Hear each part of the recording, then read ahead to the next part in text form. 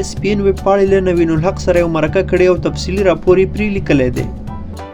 زموږ ویډیو در سره لایک کړئ او سحر میډیا چینل در سره سبسکرایب کړئ. مننه. نوین الحق ویلي دي چې هڅه کوي په افغانستان کې په فاست بالینګ کې یو انقلاب راولي. په راپور کې د هغه د ژوند، کرکټ، ویسټ انډیز خلاف او د بنگلادیش پریمیر لیګ په وروستیو لوبو خبرې شوې دي. نوین ټینګار کړی دی چې هڅه کوي د نوکل بالینګ لا ډیر ښه زده کړي. دا ډول بال په اصل کې د بیس بال په لوبو کې ډیر کیږي، خو په کرکټ کې یو شمیر فاست بالران هم کولی شي. په نوکل بال کې بالر د ګوتو په قاطو شویو څوکو یعنی نوکانو بال نیسي، داسې چې بال له ورغوي سره ونه لګیږي، او کله چې بیټسمین ته یې اچوي د بال نورمال بونس او پیس کمیږي او ورسره بال نه سکیټ کیږي، مخامخ نه ځي. د بال بیک سوینګ هم ختمیږي او مړ پړ بیټسمین ته ور روان شي. دا هغه حالت وي چې بیټسمین اوتر شي، دوکه شي، بال سم درک نه کړی شي او ځان آوټ کړي.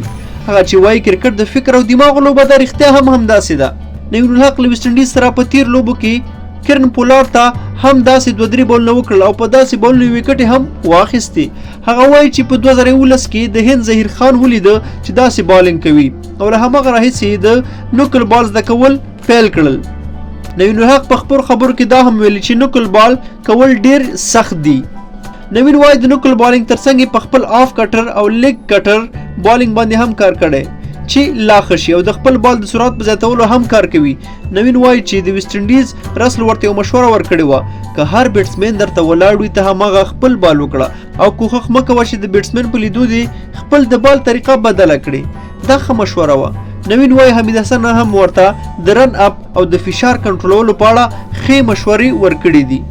نو نوین الحق په دغه مرکه کې دغه خبرې کړې وي کوم چې تاسو سره شریکې کړې. نو انشاءالله چې پر روان وخت کې که چېرته نوین الحق ته په ملي لوبډله کې ډیر زیات چانس ورکړل شو نو د غوره توپ اچوونکو په قطار کې به هم نوین الحق خپل ځان راولي. نو دا اوس زموږ د نن ورځې خبر چې تاسو سره شریک امید لرم چې تاسو به خوښ شوي وي. که خوښ شوي وي نو دا لایک کړئ، زموږ چینل سره هرومرو سبسکرایب کړئ. مننه ډېره زیاته. الله مو مل شه.